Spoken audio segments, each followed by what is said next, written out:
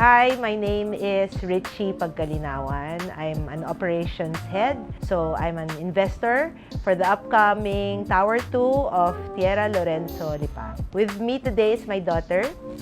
I'm Anne Pagkalinawan. I'm a virtual assistant helping overseas clients. I'm also a co-investor in the upcoming Tower 2 of TIERRA Lorenzo Lipa. I was born and raised in Pasig, so a very city feels, very urbanized. I was really drawn to the south, so when I heard about the property here in Lipa, Batangas, so I took interest in it. And because Lipa sits in a valley and the weather is always cool and very different from the urbanized area. I grew quite fearful of small spaces during the lockdown.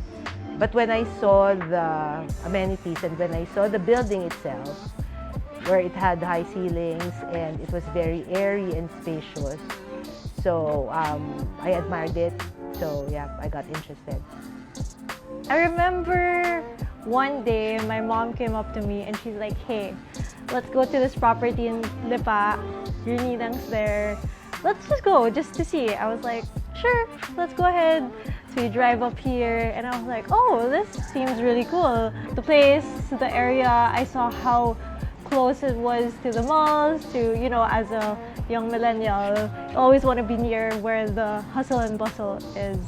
And then when my mom and I started discussing, like, "Hey, what if this is a place that we could call home?" And I was like, "Yeah, I could see myself calling this place home." And here we are, a year later, and like investing in the upcoming Tower 2.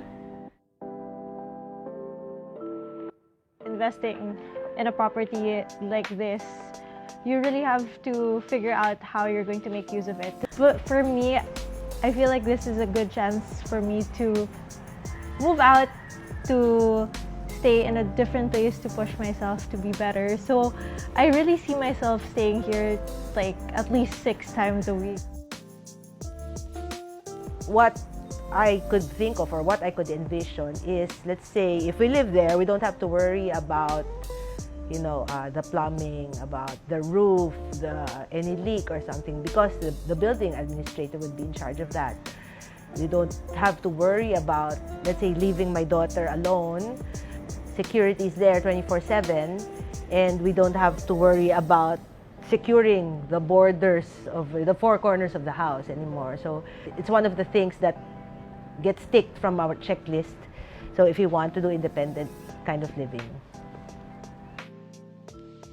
Invest in good quality long-term items, because of course growing up, like going with the fashion trend, I'd get something that's cheap, but you know, it breaks after a week or two, a month or two.